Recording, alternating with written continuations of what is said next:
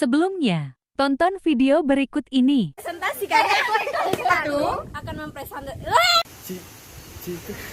tentang bekas selah dan korban jiwa yang berjudul gerakan.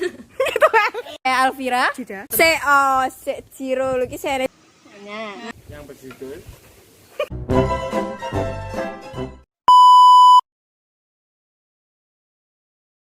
Assalamualaikum warahmatullahi wabarakatuh. Kami dari kelompok 1 akan mempresentasikan hasil analisis tugas kelompok kami yang berjudul Gerakan Aceh Merdeka. Perkenalkan, saya Akselin. Saya Alvira. Saya Dinda. Saya Marilyn.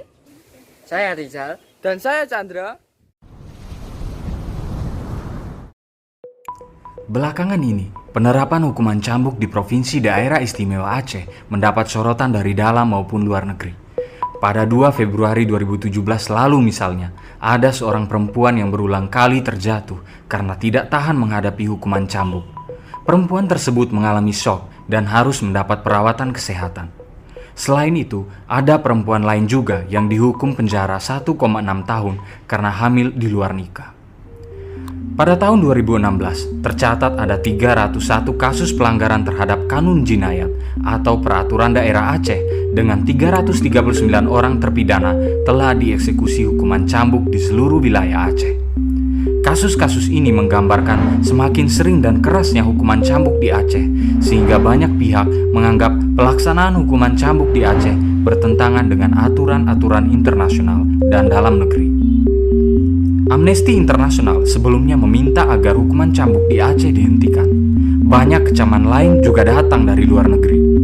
Komnas Perempuan juga mencatat adanya kebijakan diskriminatif terhadap kelompok masyarakat tertentu, baik atas dasar agama, keyakinan, maupun gender.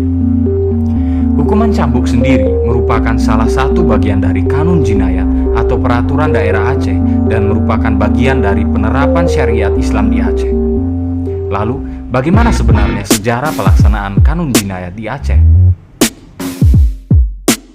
Penerapan syariat Islam di Aceh sudah berlangsung sejak zaman kerajaan-kerajaan Islam. Hal ini pernah terjadi pada Sultan Iskandar Muda yang merajam putranya sendiri karena ketahuan berzina. Namun demikian, hingga saat kemerdekaan Indonesia, belum ada aturan baku yang memayungi pelaksanaan syariat Islam di Aceh. Upaya untuk membakukan syariat Islam di Aceh baru terlihat ketika Daud Bereh, seorang reformis Aceh, mengumpulkan bantuan dana sebesar $500.000 untuk pemerintahan Soekarno pada tahun 1948. Pada saat itu, Soekarno berjanji untuk membiarkan Aceh mengurus dirinya sendiri, termasuk dalam hal pelaksanaan syariat Islam.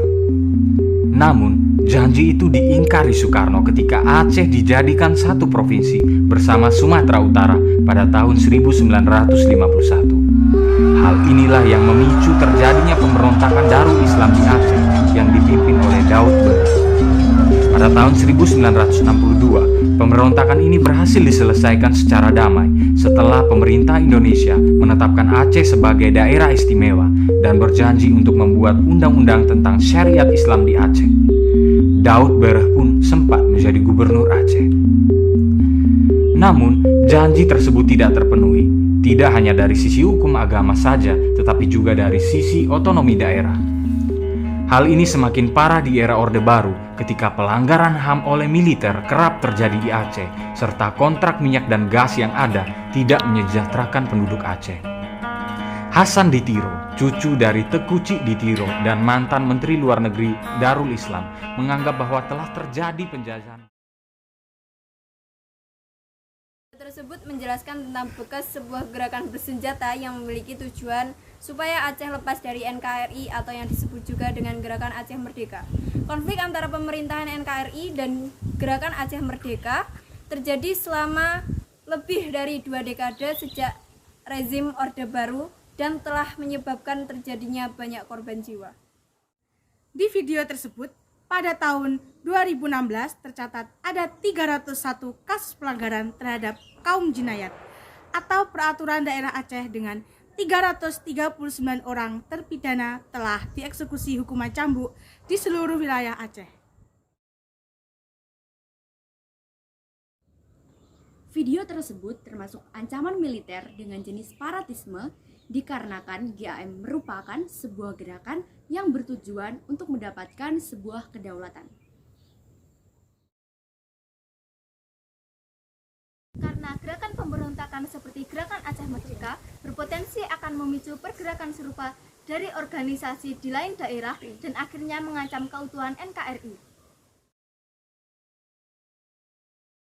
Jika peristiwa tersebut tidak segera diatasi, akan menimbulkan konflik yang berkepanjangan, adanya korban jiwa, dan rusaknya fasilitas umum. Untuk mencegah dan mengatasi adanya gerakan masyarakat seperti Gerakan Aceh Merdeka adalah dengan mempertahankan keutuhan NKRI dan tanpa campur tangan dari luar manapun, dalam negeri sekalipun. Sekian video presentasi dari kami. Wassalamualaikum warahmatullahi wabarakatuh.